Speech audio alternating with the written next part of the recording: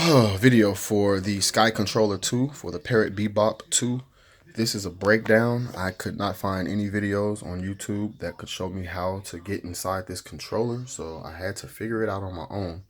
You will need the tiny, I don't want to say T6 or T8. I'm not sure exactly what size this little star. I'm going to see if I can get it to focus.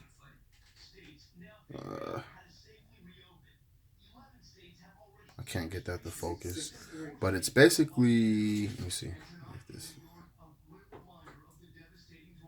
that's the best I can get, guys. I'm sorry, but all of the tools are pretty tiny that you're gonna need in order to get inside this controller. So you might want to get you a little kit that contains just about all the sizes, just to make sure that you do have the right one.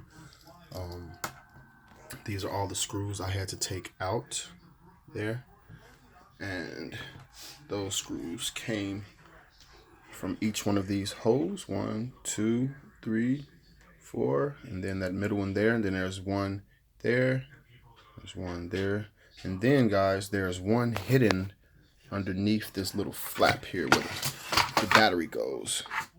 This is the last one that's most important. In order to get the controller to separate from each other, you need to take that last screw that's hidden underneath this little pad that makes the battery.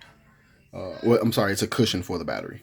So yeah, once you get that off, then it should come apart. The only reason I took this whole thing apart is because my B button was sticking.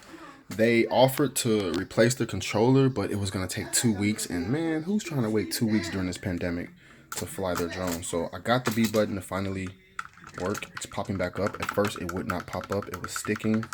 And this is a brand new controller, so I'm not sure why it was sticking. Now it's staying.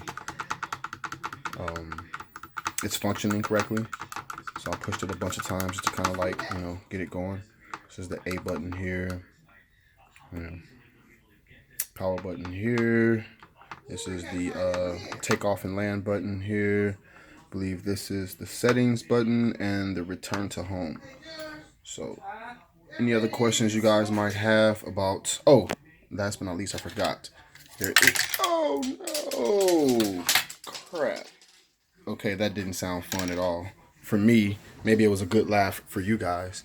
But there is the antenna band or rubber band that you take off this portion. I'm sorry, Goma. That surrounds the top part of the controller. You need to take that off, which will expose these other screws that are along the sides. And that typically is used to get inside the GPS or the antenna for the controller.